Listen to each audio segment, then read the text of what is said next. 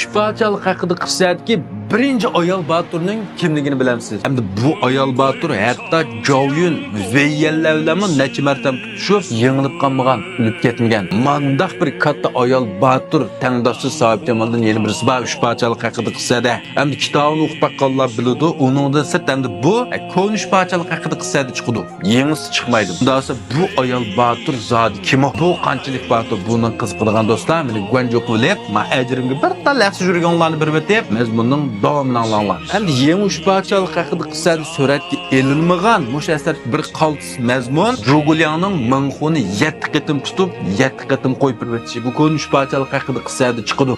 Pil qo'shini bilan hujum qilgan. Ashu dal Minxu. Endi bu yerki tangdoshsiz ayol Batur naqmash Minxuning ayoli Ashima. Endi buning yeni bir ismi bor. Bildiganlar pingni o'qib qo'yinglar. Endi lekin buni ayol kishi deb qo'shchaqlash qo'ymaydi. Hatto Jovyun Veyyenlar bilan tutish baqqan mandaq Batur ayol ma'u. Hech qanday bir zotiga yengilib baqmagan. Faqat va faqat kamini Jugo qodiga yengilib qolgan. Ya'ni bu yerdagi Jugolyan Minxuni 5-qitimni tutib qo'yib turayotgandan keyin bu ayolning qattiq achchiq qildi. Voymash Jugolyan ashundaq yomon neyman ekan. Uzam qo'shin tortib nar to'lab berib Jugolyan tirik tutib kelma.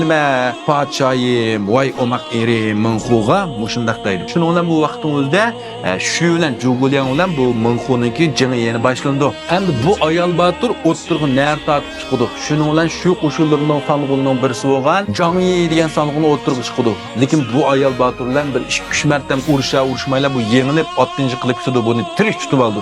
Endi bu Jangyini qutqizayda Majung degan bir sarkarda chiqdi. Endi bu necha marta urishdilar, bu ayol Batur bu yengilib qoldi. Buni ham tutib oldi. Shuning bilan Jugolyan bu ishlarni qanday to'xtatdi deb Jovyun bilan Veyyenlar vatdi. Jovyun boshqa chiqib necha marta urishiblar, chekinib kirkitdi. Endi qayrib qoldi-da bu vaqtga Jovyun shunam yesh cho'ngib ketdi. Uning kendidan Veyyen chiqdi.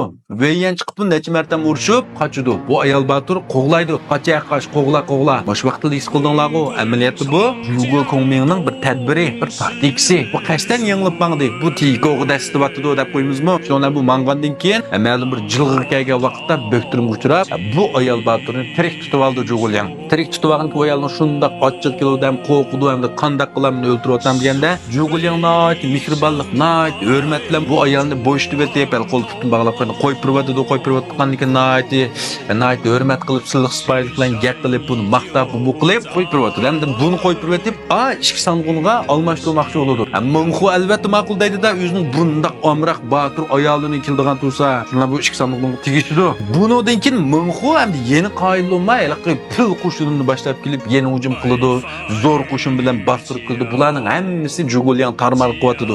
Hatto 6-7 qitim buni tirik tutibmi, yana qo'yib turibdi. Shu vaqtda bu ayol Baturmi qattiq ta'sirlandi asli Jugolyan askardan emasga, bu haqiqatan yaxshi, mehribon odamga. Allullikni degisi bor, lekin eridan ham shu podshoydan qo'rqib, bundaq deyishga qaytinolmay turganda 7-qitim qo'yib turayotgandan keyin Minxu rasmiy ta'sirlandi. Shuni bilan bo'ldi deb. Endi bu vaqtda yana bir ta'sirlanish sabab o'zining boshlab kelgan nurg'un qo'shini, do'stlardan Baturlarmi o'ldi, tutilib ketdi degandek. Shuni olamda mushlar chaqirib bo'ldi, Jugolyanlar urushmaydi deb, bu ayol ishkilsi Jugolyanga taslim bo'ldi. Bu ayol Batur haqiqatan Üçparçalık haqida qilsatki, birinchi ayol Batur deyishga bo'ladi. Endi go'zallik jihatda bu yertkilik dacha, shovcha, devchallarga yetib ketmaydi. Buni Sohib Jamol, lekin alam jihatda nochishtin. Undaqda sizlarcha alam jihatda Sunchvanning so'ngsi Sun Xiaomei bilan ma ayol Baturni solishtirsak, qaysi bakarak yomondir? Sun Xiaomeining shamshar marti nochishtin-ku, sizlarcha bu ishkishtin qaysi yomondir? Endi Üçparçalık haqida qilsan so'zlash jarayonida nurg'unlar Savsovning mazmuniga noit qiziqdi.